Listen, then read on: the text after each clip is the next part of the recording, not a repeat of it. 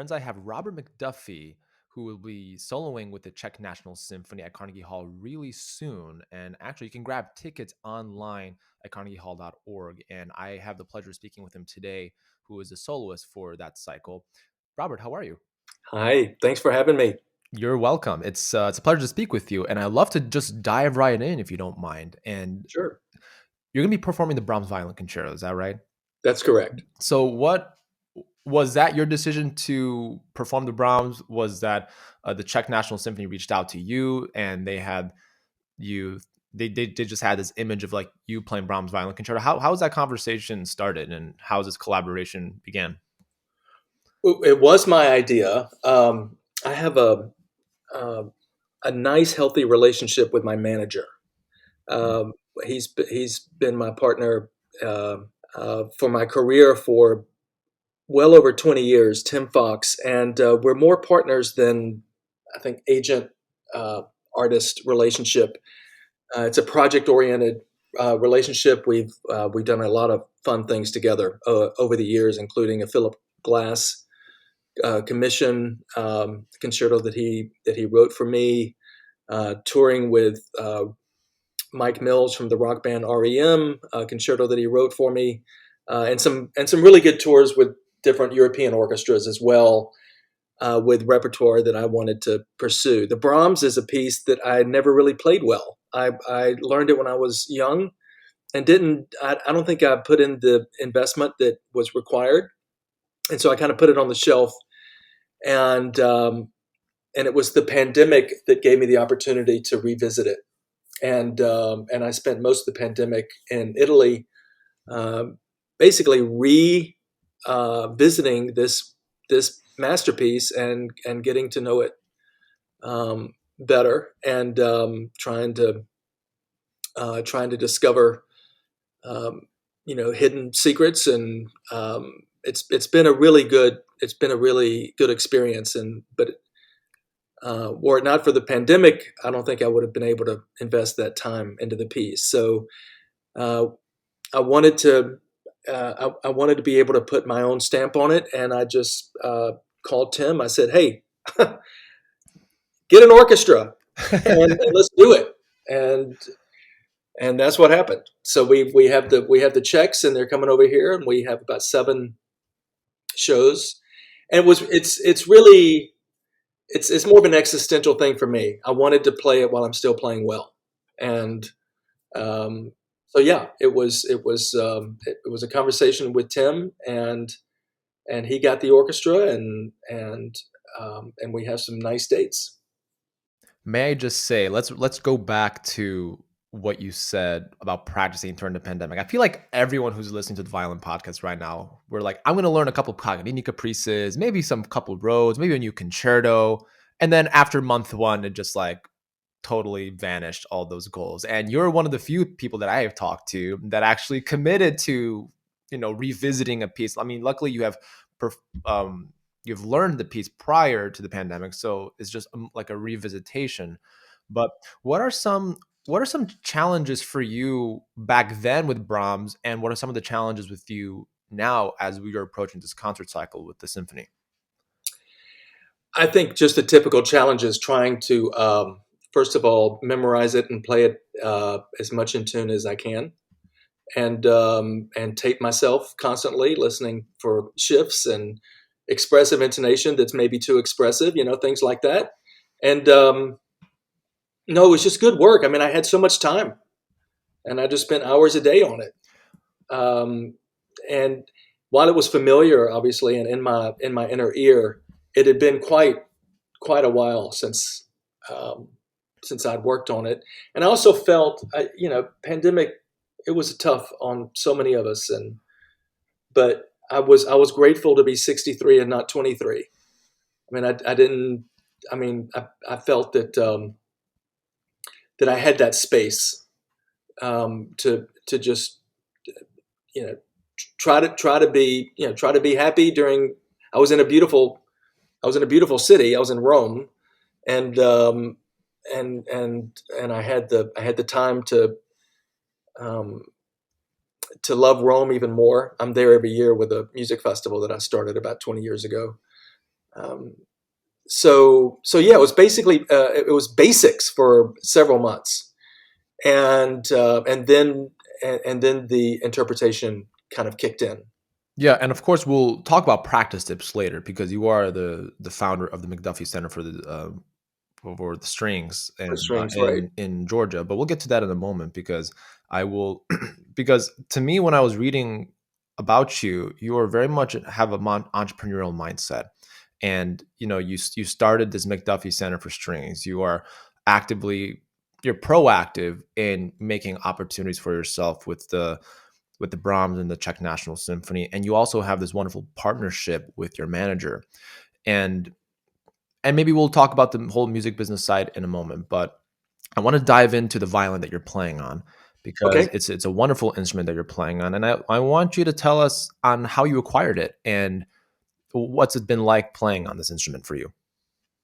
Well, I'm sure many of your listeners remember Rene Morel, the great luthier and craftsman who passed away several years ago. He worked with Jacques Francais in New York.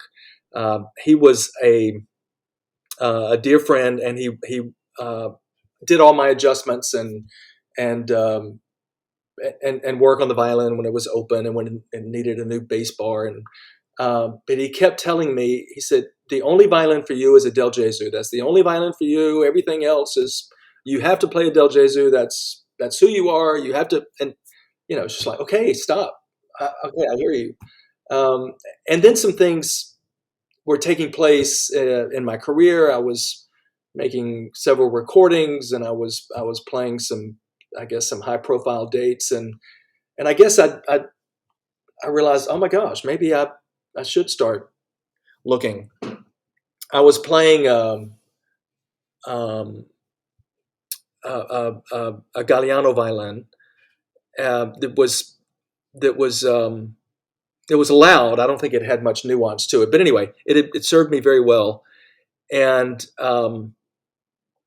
so when one puts out word in the violin business that you're looking for Del Gesu, whoever has one will descend upon the town you're living in, and will treat you like royalty. And there were three Del Gesus available for sale at that time.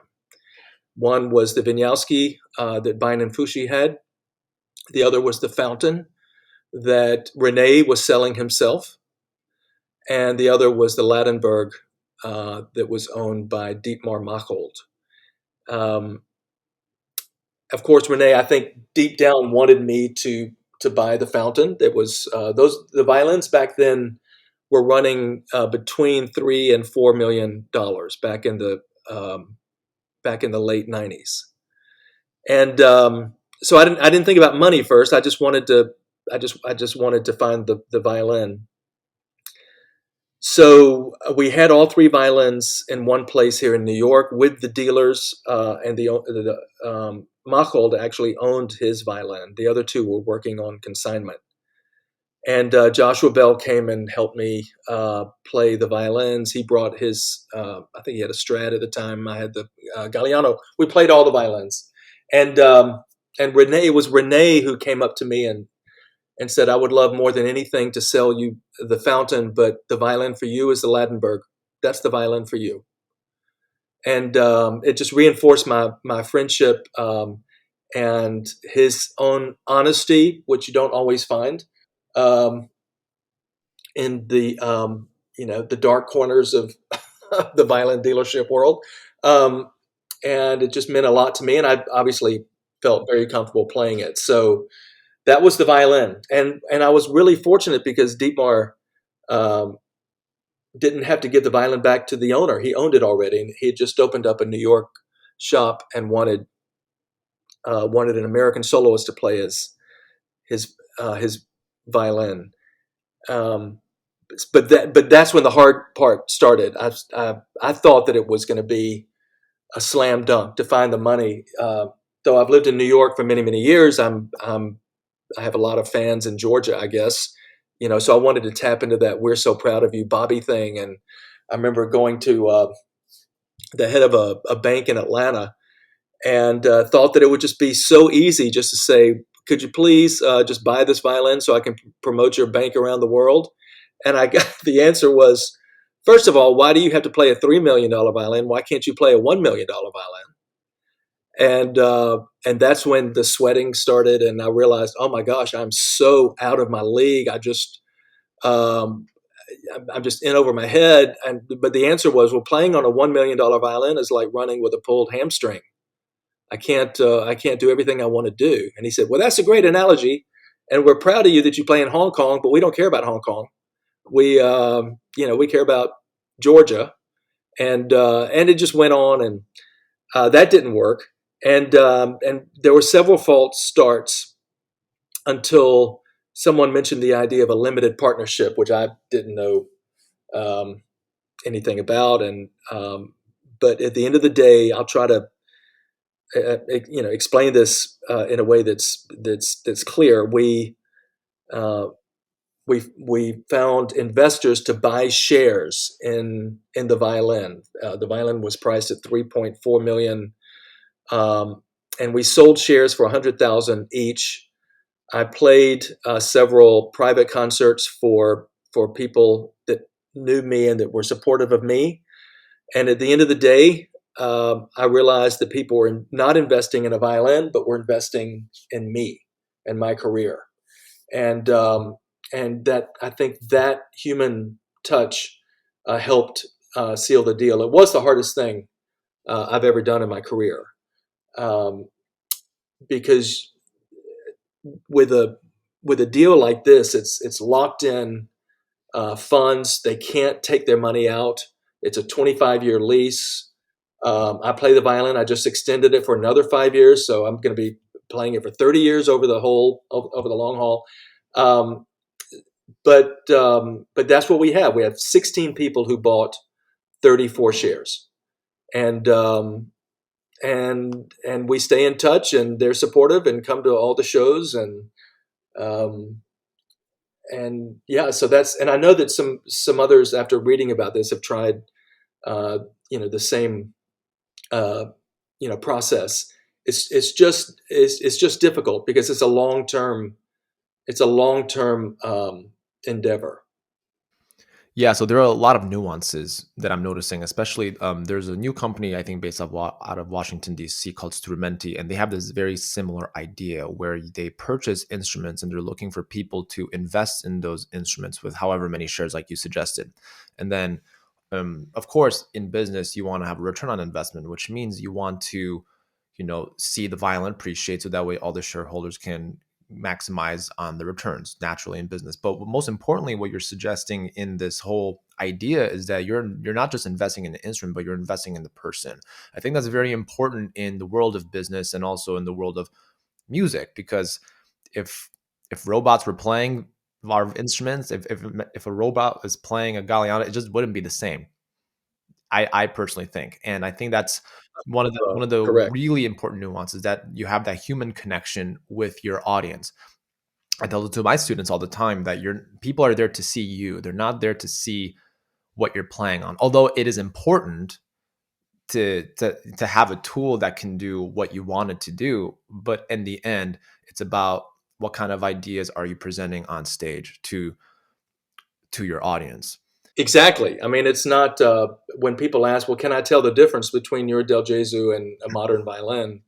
I said, "Well, to me, it doesn't matter. I mean, what you see is and experience is a confident artist on stage, and I do feel I can run full speed with this violin." You talked about the connection between you had with Renee and how even though he had a violin, he actually suggested you getting the other one. Can you describe the connection that you felt with the instrument that you're playing on this Guarneri, or sorry, yeah, the Del Gesu?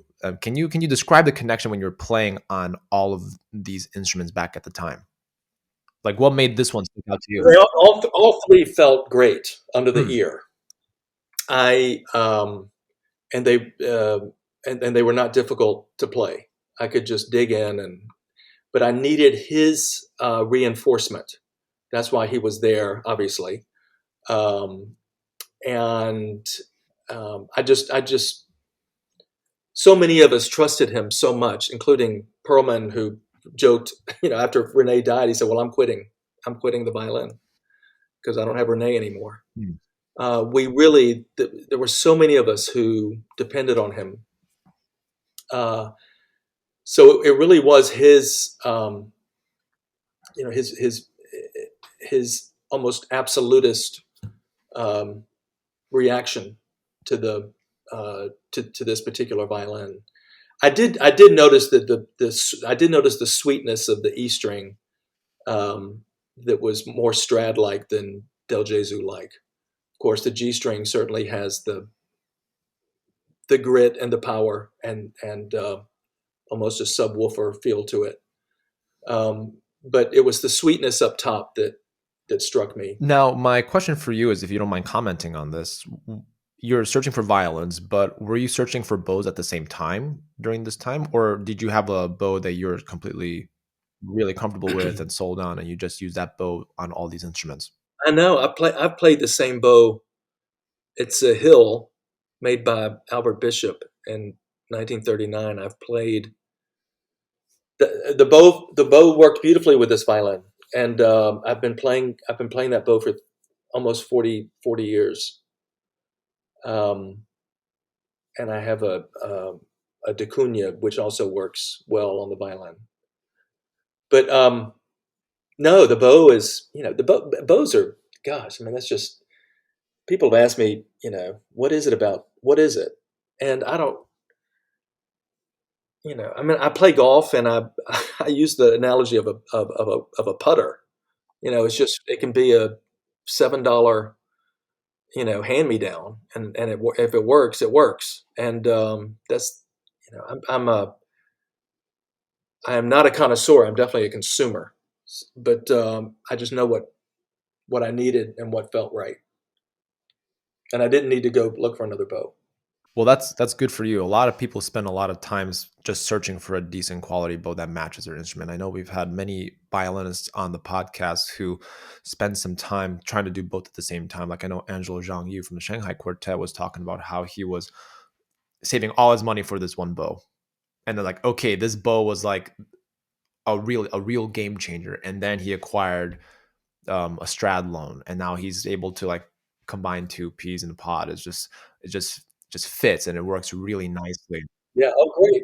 Yeah. I mean, everybody has their own journey.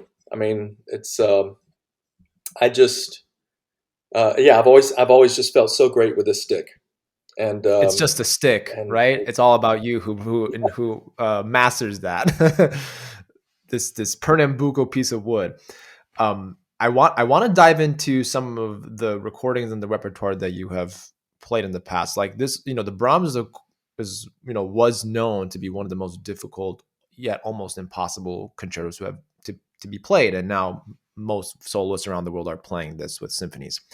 And you mentioned you had recordings by Philip Glass, and that's more on the contemporary side. Do you lean towards the more traditional repertoire or the contemporary, or you like to mix and match as you go along? yeah, yeah. I mean, I guess my career got started because of my commitment to American music. My life changed at Juilliard when I won the competition there, and the required piece was the Barber Concerto. And this is when the Barber was not known. I mean, I think there was only one recording out of it. And I was I was concert master of the orchestra. I was just so cocky, and I was just playing nothing but the standards, Tchaikovsky and Mendelssohn, Brook, all those. But I wanted to win the competition, and somebody told me that the piece ended, with great excitement. I said, "Good." I didn't even know it. I just wanted a lot of applause, and um, so I started learning it, and I realized, oh my gosh, this is really special. I mean, it's not that well written for the for the violin, but it is. There's something really special about this piece. It seemed to be a genuine attempt at beauty, and it's very American. It has an openness, that kind of sense of hope and also nostalgia that just touched me, and I kind of fell in love with the piece. And I won the competition, and a friend of Samuel Barber's, another composer named David Diamond, suggested that I go to Barber's home and play it for him. And and that night changed my life. It was, um, playing a masterpiece for the master. And after that night, I realized that I was going to be making a huge commitment to American music. So I was I started out concentrating on the mid 20th century American music, and knew these composers: Bernstein, Barber, William Schumann, um, and spent good time with them, and I just felt more complete. I felt very American, proud to play American music. Uh, but I've also played so many so many Beethovens, so many Brooks, so many Mendelssohn, so many Tchaikovskys along the way as well. But I'm proud that that some people still consider me an American music champion, because that's a great honor. And yeah, so later on in the career, I got to know Philip pretty well, and John Adams. Recorded both of their concertos. Actually, I played several concerts with John Adams conducting, and and then and then I went to Philip Glass and told him that he was America's Vivaldi, and that he had to write an American Four Mm. Seasons, and he did. And I played that piece 100 times, and I paired it a lot with the Vivaldi. So all of this, I think, just makes me a better player. I mean, I think my standards are uh, the standard repertoire that I play. I think I play better than I used to, because of my experience with living composers. It adds to some kind of freshness that helps me succeed. So yeah, so Philip Glass, and the last commission that we worked on was with my childhood friend, who ended up becoming a founding member of the rock band REM. And so I went to him. I said, "Hey, you want to write a concerto for violin and rock band and orchestra?" He went, "Yeah." Why not? So Why not? we've done that a lot. Yeah, and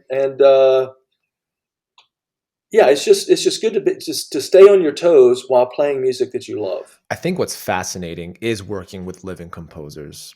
I think that's just one of the great joys that I have had in the past couple of years. My wife is a pianist, and we met doing the traditional repertoire, like the Brahms Second Sonata and all those standards, Mozart, whatever. But then everybody has their own interpretation of how this music is supposed to sound. And then the moment you start working with the living composer, you have the source right in front of you. So if you have a question, is this supposed to be forte piano? Because it doesn't seem right. It's like, and then Yeah. sometimes, no, it's supposed to be there. I want it. And some composers, and maybe you can comment on this, some composers are very Beethoven as like, no, this forte piano needs to be there. No, it's like you have to do it. Or some people have some flexibility, some composers have flexibility, and they're like, yeah, you know what? Like, what do you think? And I want you to comment on that. Can you talk about your process when working with living composers throughout your career? Was it one directional? Has it been a collaborative approach?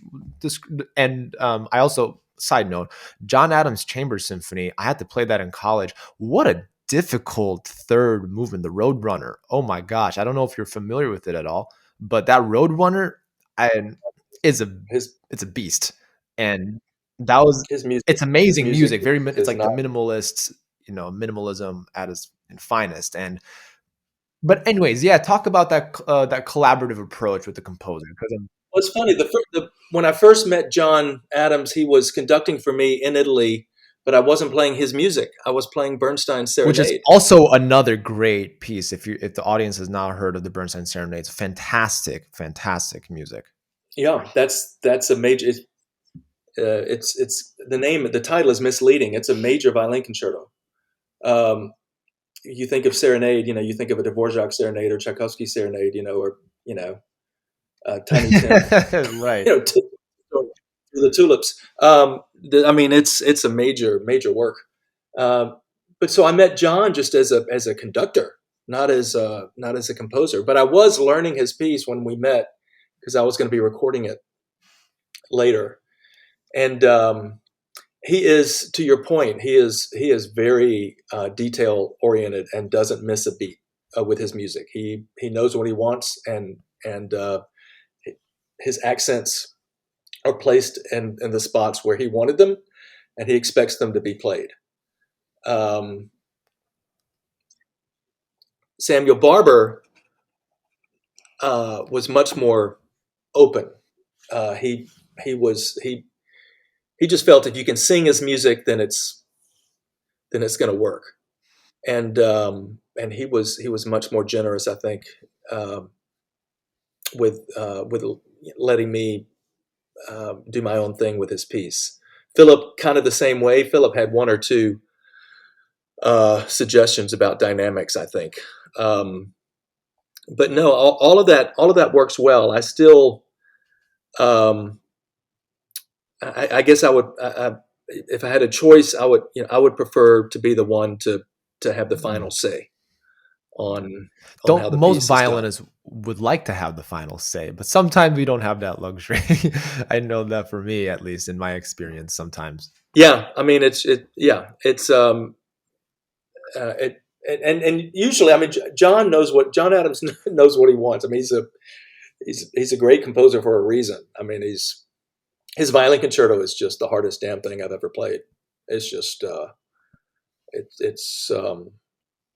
it's crazy hard. I do play his road movies a lot, and that's I just put out a recording of that, and just that was a great piece to learn and to perform and to put on the shelf and to revisit. I was wondering if you can talk about the American classical style, because to me, I think of Samuel Barber and I instantly think of like Eric Korngold Violin Concerto D major. That has this in the beginning has this really wonderful open, as if you're this openness, as you say. And for me, I imagine like the sun rising up on a plain in the Korngold Violin Concerto, and I feel that is very similar to the Barber. And I'm wondering if you can comment on some specific elements you notice in American music that you've noticed in your career by working with these composers. Well, I mean, I think the first batch of Americans that I championed. By the way, I'm glad to hear you speak about the Korngold. I love that piece. I never learned it, and but I teach it, so at least I have that connection with it. I love that piece. Of those Hollywood composers, I went with Roja, and didn't go with Korngold or Waxman. I went with the Roja Violin Concerto. So I think there was more of a sense of openness and hope with the early batch of composers that I was working with. It was just that style that I loved. I mean, the William Schumann Concerto, which is unjustly neglected, is big-boned, confident, and brash, hard as hell. But the slow movement is yearning and gorgeous and always, curious and searching, and that certainly spoke to me, not only as an interpreter, but as a fellow American. It's just the Barber that got to me. I mean, how the reason that piece got to me so much is because it's so obvious he didn't really know how to write for the violin. I mean, these passages are so gnarly and awkward in the first movement, and of course the third movement he wrote because the kid who first played it decided the piece was too easy, and so he wrote a ridiculously hard third Barber was movement. like, okay, challenge accepted. I can make this harder for you. And he did. And the kid couldn't play it, but he brought in Oscar Shumsky to prove that it could be played. I think Shumsky basically sight read it. That makes me pretty envious. But I was not able to sight read that thing. But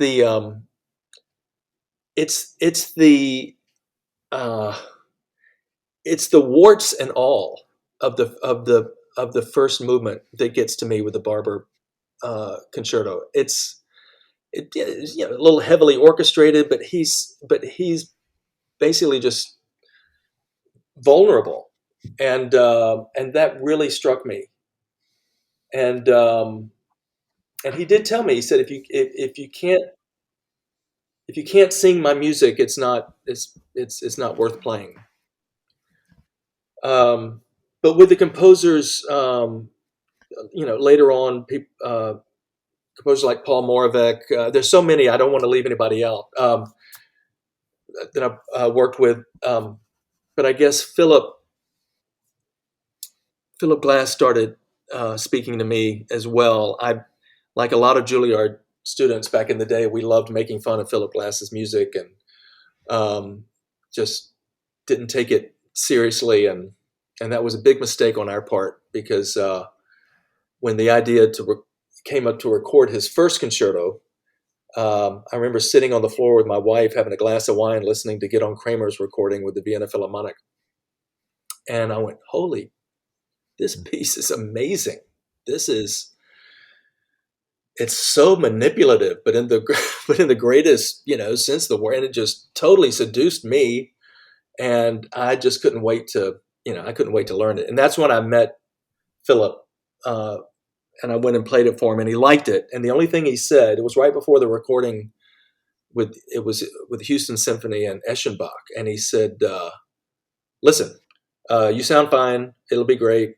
Just tell the triangle player in the third movement that he'd better be in rhythm. I cannot listen to the Vienna Philharmonic recording because the triangle player is off, Oh no. gets derailed in the third movement." So that's the only thing he told me about his first concerto.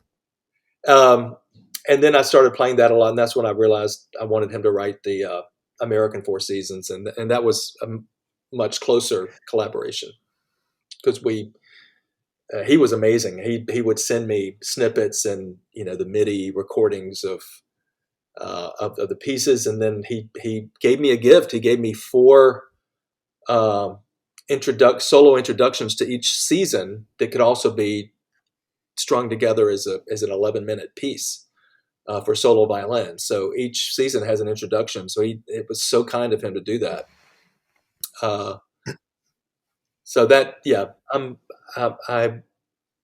he knows about all those knock jokes too, and I think he has all the Philip Glass jokes on his website. That's awesome. He's in on the joke. A specific word you mentioned is the vulnerability when you were talking about the Barber Violin Concerto. I feel like that word vulnerability has something to do with that American spirit, American dream, the vulnerability of trying to pursue a dream, or someone who immigrated to this country. I mean, I can relate because my parents immigrated from Europe and I'm second generation.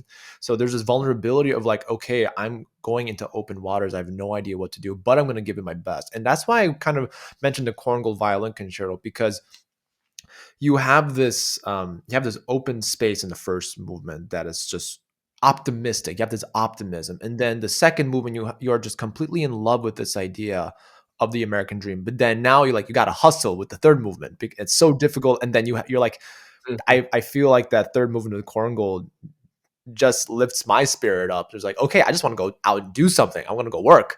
Right. And that's something that I've also kind of contributed to that concerto, because I love the Korngold as well. And the Barber, I don't know if it has that same effect in terms of the third movement with the optimistic. I think everyone in the audience and the orchestra feels very stressed. I know I'm, as an orchestra member, I was playing in the orchestra when a colleague of mine was playing that as solo. But I want to transition into your role as a teacher. Can you share with us the Center for the Strings, the McDuffie Center for the Strings in Georgia, how that came about, and the students that are involved and participating in this program? Absolutely. Just one quick thing about the third movement of Barber before we go on. He didn't want to talk. He said, "Don't ask me about the third movement. I don't even remember why." Well, it sounds like that. Let's be honest. It sounds like that. Yeah. I mean, he said, I just tried to make it as hard as possible. And anybody that tries to find any correlation from between the third movement and the first 2 movements is just making stuff up, because there's none. And it's just, he said, "I tried to make it as hard as possible. I don't remember writing it. Don't ask me about it." Do you say that to your students when they want to try Barber Concerto? Yeah, I mean, they can ask me about it, but they do enjoy the story. With the students, it's just I just play that up. It's become very obnoxious. It's just like, well, when I knew Barber, they Back all in my roll their day. eyes. Um, back in my day, when there was no electricity, yeah, they love that. I try to play that. I try to be as obnoxious as I can when I talk about knowing Bernstein and Barber and those guys. Um, yeah, um, I love to I love to teach. I don't teach regularly. I teach privately. My private lessons down at the school are once a month. Um, but the Center for Strings, that idea came when the former president of Mercer University in my hometown of Macon, Georgia, came up to New York to have lunch with me and asked. This was almost 20 years ago, and asked if I would be interested in not moving to Macon, but becoming, they gave me some title like distinguished university professor or something, and he said, just to put Mercer and Macon on the map, and that was it. That was his edict. His he ordered me to put Macon and Mercer on the map. So my parents still live down there, and I have a sister down there, and I have dear friends, and so I started making some visits and realized that it was I didn't know what to do for the first couple of years. It was a music department, and it was a typical smaller university music department, but they were thinking about creating a school of music. I think that's why they wanted me to be part of it. But I still didn't. I didn't want to just follow the same tired formula of schools of music and universities in America. So it took a couple of years to come up with the idea of creating um, a conservatory within the university for strings only, and I always envisioned 26 to 27 students to form a nucleus for a nice chamber size orchestra. Um, I was going to think about winds, brass, and percussion down the road, but I knew that I could probably produce a really high level string conservatory if we had the right faculty, the right teachers. So I kind of got out my virtual Rolodex and contacted all my famous friends and asked if and told them what I was thinking about doing, and they all bought into it. And all these years later, there are 13 of us. Only our director, Amy Schwartz Moretti, who's a pretty amazing violinist, only our director lives in Macon. She has to be there to run the school. But we have everyone from the violist of the Emerson String Quartet to the concertmaster of the Philadelphia Orchestra, principal viola of Minnesota, principal cello of St. Paul Chamber. I mean, it's Richard Aaron, the great cello teacher. We have, we have some amazing, some amazing teachers who come to Georgia on a revolving door basis, and every time a student turns around, one of us is on campus. And they not only have one primary teacher, they have 13 mentors that they tap into in this tough environment that we're in. We're not only their teachers, we're their de facto managers. If we feel someone deserves to be heard, then we will call our famous conductor friends or our famous presenters and make sure that they are known. It's kind of a hybrid approach to what is has to be a hybrid career now for the 21st century classical musician. So we got the music thing done. I mean, the majority of our students, it's an undergraduate program. I think we have 7 countries and 13 states who have come to Macon, Georgia to realize the potential. Each student is on a full tuition scholarship, and we have several who are on full ride scholarships as well. It's an undergraduate program with a few artist diploma candidates who come to us right before they head out into their own career. The majority of our graduates end up at Juilliard, Yale, New England, Northwestern, Curtis. Um, the music part ended up working the way I saw it. We have really talented students, but But we don't need another conservatory. America doesn't need another conservatory. America doesn't need another school of music. So why in the world, this was just kind of yeah. So the president wanted me to put the university on the map of what's going to be meaningful and relevant. So we changed the curriculum. We offered a new degree that's the only degree in the country. It's a Bachelor of Music with electives in business. It's a hybrid music, liberal arts, and business degree. Our students obviously take the courses that they need to in music. There's obviously the theory and the ear training and secondary piano. I'm not the biggest fan of secondary piano. I think if you can't play piano by the time you get into college, you're never going to play the piano. But anyway, that's okay. There's a little less music history now, so we can add more liberal arts and business. Every student has to take math, accounting, econ, professional branding, entrepreneurship, contract law, dispute resolution. Because my own king for a day wish is that the music world turn into a self-governing world where musicians assume managerial responsibilities and determine their own happiness and not depend on anyone else for their artistic happiness or financial security. Now I feel like we're doing something meaningful, and that's what we're doing, and it's working. We're graduating our first class. It took many years to get this degree in. We have the accreditation folks, the certifiers, who had to approve it. They did. It took a long time. The trustees of the university had to approve it, and the students come because they want to get better, and they know the teachers are great. They come for the teachers, and now the reputation of the school. They don't immediately buy into the degree, but they're required to take it. So tough. And because we actually, we feel that we know better. And that sounds really obnoxious, but we're all out there on the front lines of classical music. Well, something that I love what you're doing, and I resonate with a lot of what you're saying, Robert, because I wish that I had some entrepreneurial business classes when I was in conservatory. And I guess it's a blessing in disguise that the audience of the Violin Podcast know this, that I was really interested in becoming an orchestral musician. I practiced my excerpts. I did what the traditional classical musician should have done. I practiced my Mendelssohn scherzo and my Don Juan Strauss. It's probably, if I brought that out of my drawer, it's probably going to sound like crap. Like, it's not going to sound good anymore because I'm not practicing it. But I took an audition with Utah Symphony and I didn't pass the first round. And I go, man, I don't know if I'm going to be happy for the next 10 years of my life if I do this.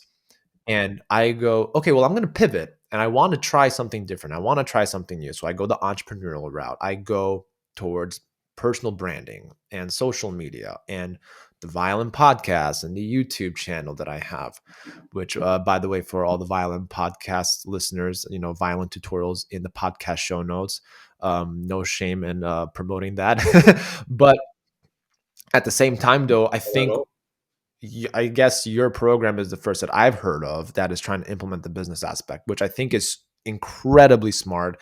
And what you said about pursuing your own happiness, I think what you're kind of implying is that not having to rely on grant funding and nonprofit organizations to determine what kind of funding you deserve. You just like, okay, how to run the business, so run the business as an LLC or a sole proprietor or whatever, right? And of course, this isn't a business podcast. This is a Violin podcast, so don't take anything what I say as like advice for business.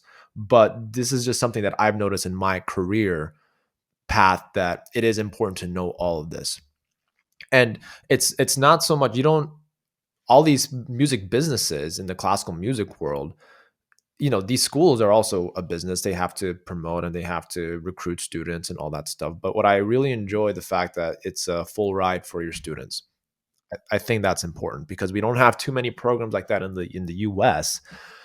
Maybe just a handful that I can think of, Curtis and Colburn, and I guess yours for undergrad. But otherwise, I don't know of too many that when you go in, it's automatic. So awesome. That's an accomplishment right there. Well, that was essential. I mean, if we were creating something out of thin air, that was essential for us to have that support from the university those 27 scholarships. I mean, that was we wouldn't have done it if we didn't have those scholarships. That was just Mm. a kind of a no brainer. Um, there are some very good music collectives out there that are self governing. They're smaller, it's like the Knights, Brooklyn Rider, Silk Right. Road, Orpheus. They they're happy. The happiest orchestra on the planet is the Vienna Philharmonic. I mean, the president of the Vienna Philharmonic is in the violin section.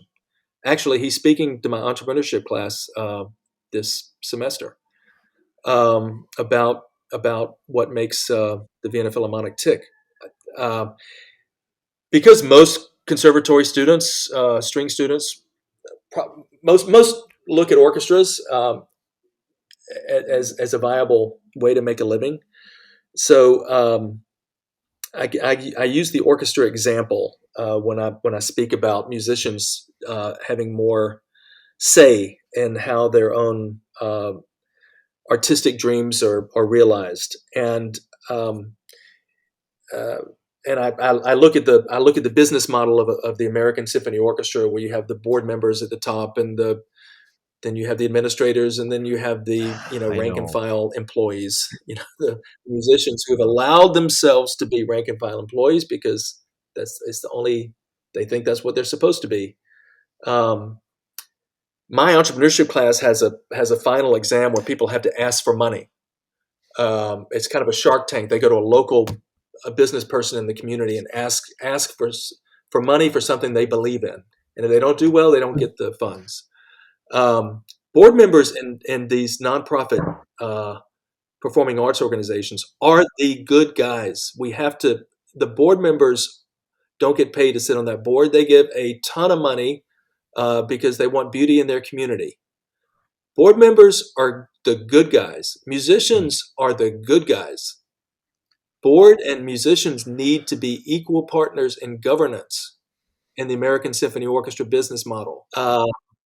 I know that you mentioned that you had concert master of Philadelphia Orchestra, David Kim, and I had the pleasure of speaking with David Kim and collaborating with him many years ago. And that's something that he said is he is the voice of the musicians on the board when board meetings happen. And I think that goes to show how successful Philly has been in governing their orchestra. I mean, also he's just a wonderful and amazing human being and just an amazing violinist as well.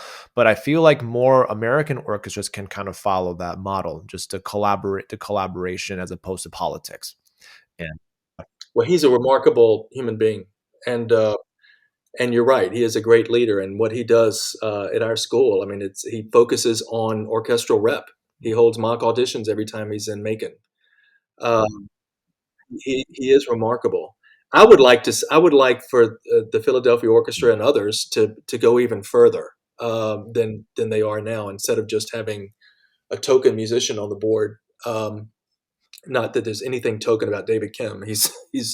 He is remarkable, but just the whole model to be turned upside down. And that's kind of my king for a day. And we have patronage and philanthropy issues that that give us that make it more prohibitive here in America, where an orchestra like the Vienna Philharmonic um, is already a famous opera orchestra, and so they have the space and the opportunity to create their own onstage philharmonic. But on the other hand, you got the president of the Vienna Philharmonic in the violin section. So I also tell my students, I want you to get into the New York Philharmonic, but I also want you to be president of the New York Philharmonic one day.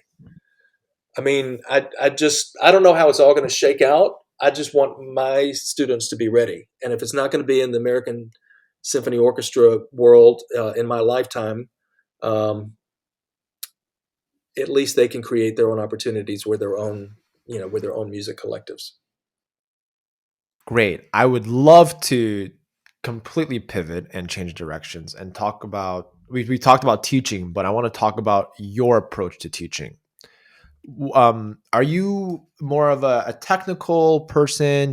Are you really into having all the students do scales and arpeggios, or are you just like Forget about that. I expect you to do that on your own, and you're a big picture repertoire person. How do you approach your students that way?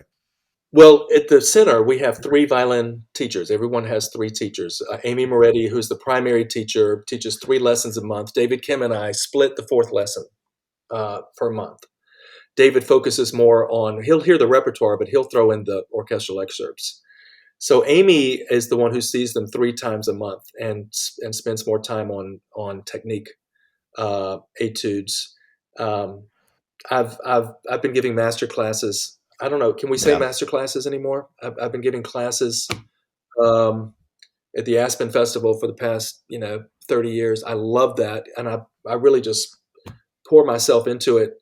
I think if I poured myself like that and 12, 12 hours a week with 12 students, I think I'd just just keel over and just die. I mean, a great teacher knows how to pace, their own lives as well as the lessons. I just let it all out. So it's a good thing that they only see me once a month. And it is more class, and I give a center-wide class. I listen to other disciplines as well. I'll hear the violist and the cellist and the double bass players as well. So to your point, to your question, no, I'm not the nitty gritty dental hygienist. Uh, you know, I never thought of it that way, but yeah, that's a great way to put about it. Like the little fine, flossing here and there to avoid those cavities, and then you're the one that shapes the overall smile of the student. yeah, I do the little check. But I think, yeah, I'll do some major surgery if I have to. If I need to do a root canal, I'll do it. This is, by the way, not literally, folks, not literally. It's metaphorically speaking. Well, let me see. What would be a root canal piece? A piece that I hate that people play. Hopefully, I'll get it. I'll think of one before we finish. Schumann Violin Concerto. The Robert Schumann. You don't like it? I Yeah, mean, it doesn't it's work. okay. It doesn't really work. It's a. I think it's a really good recording piece. I don't think it works on stage.